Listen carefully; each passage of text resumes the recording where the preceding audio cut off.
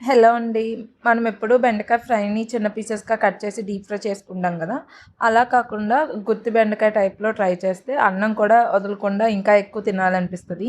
So, ఈ recipe ఎలా చేయాలి అంటే ఫస్ట్ ఒక పాన్‌లో కొంచెం ఆయిల్ వేసుకొని అందులో ఒక 10 ఎండుమిర్చి, 2 టేబుల్ స్పూన్ ధనియాలు, 2 టేబుల్ స్పూన్ పచ్చిశనగపప్పు, 2 టేబుల్ స్పూన్ వేరుశెనగ గుళ్ళు, 1 టేబుల్ స్పూన్ మినపప్పు, కొంచెం జీలకర్ర, కొన్ని వెల్లుల్లిపాయలు ఇవన్నీ వేసి కొంచెం వేయించుకోవాలి. ఇవి వేగిన తర్వాత ఇందులో హాఫ్ టేబుల్ స్పూన్ పసుపు అండ్ తగినంత ఉప్పు యాడ్ చేసుకొని ఫ్రై చేసుకోవాలి. ఇవి ఫ్రై అయిన తర్వాత మిక్సీలో వేసుకొని గ్రైండ్ చేసుకొని కొంచెం పౌడర్లా చేసుకోవాలి. ఇలా అయిన పౌడర్లో కొంచెం థిక్ కన్సిస్టెన్సీ రావడం కోసం వాటర్ కలపాలి. వాటర్ కలిపిన తర్వాత నేనైతే ఇలా బెండకాయలను శుభ్రం చేసి ఇట్లా మిడిల్లోకి కట్ చేసి పెట్టుకున్నా. ఇందులోకి మనం ఆ స్టఫ్ అంతా పెట్టుకుని నెక్స్ట్ ఆయిల్ ఫ్రై చేసుకోవడం అంతే.